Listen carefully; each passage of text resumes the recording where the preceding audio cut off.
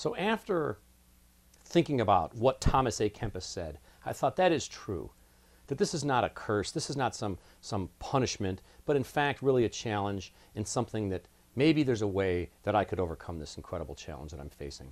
And so then I started looking for guidance. Well, where would I find guidance? Who's overcome tremendous challenges? And I really like history, and I thought, well, what great historical figure has overcome challenges? None other than President Nixon, who actually wrote a book in 1962 called Six Crises. And the former president talked about how do you overcome a crisis? What do you do? How can you... And let me just give you some thoughts of what the former president said. It's fascinating.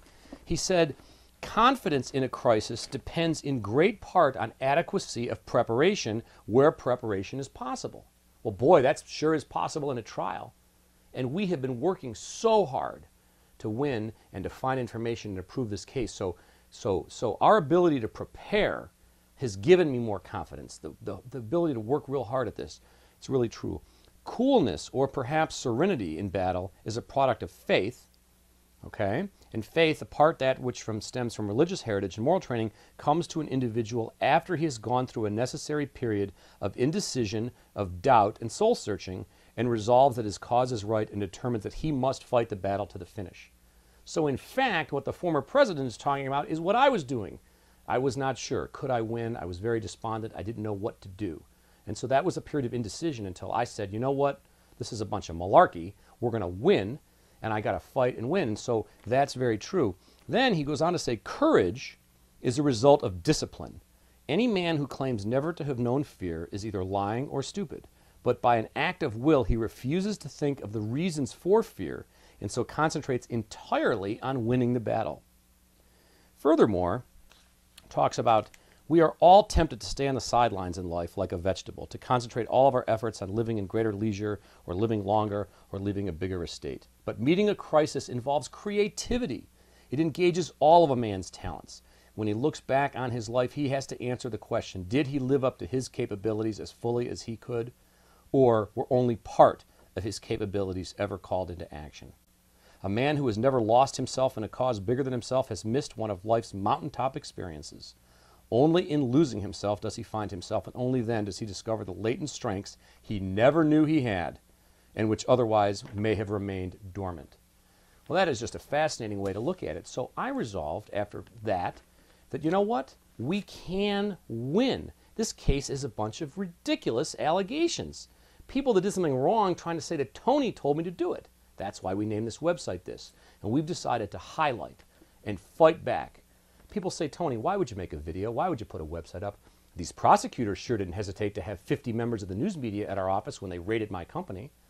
Bill Mason and Daniel Caceres didn't hesitate to call all the news media and the Attorney General of the state of Ohio, Mr. Cordray, when they had a press conference and put my picture up on a house on Kildare in Cleveland Heights, where they announced that the world is going to be safer because we're going to put Tony Viola in jail for 15 years. So the fact is we are going to fight this with everything I've got.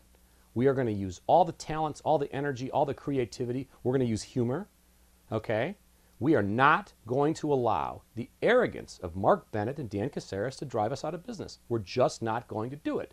You know, these prosecutors don't mind losing a case. They'll just say the jury's wrong and it's really ridiculous. But what they don't want is to be made fun of or to be made to look ridiculous. But in this case, we have so many examples of them being ridiculous. We have them listening to snitches, telling them ridiculous things that easily could have been verified by using the internet, just going online, looking up who owned houses.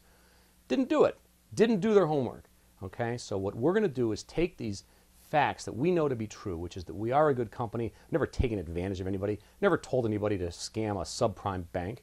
And we're going to highlight the fact that your government, our tax dollars at work, first the government completely enabled these subprime lenders into doing ridiculous loans. Then we bailed out the banks. Now, instead of making them responsible and holding them accountable for these ridiculous loans where they keep adjusting people's payments up and they trick people into not understanding the kind of loans they were making, the government is actually using their efforts and sending prosecutors out to try to get people so that the public thinks, yeah, we're doing something, and they're chasing realtors around and buyers and sellers saying, oh, you shouldn't have sold houses. So in conclusion, I want you to know that we're dealing with an unprecedented challenge, but we're optimistic that somehow, some way, by the grace of God, we can get through this incredible, incredible experience and move forward. We can get beyond this case.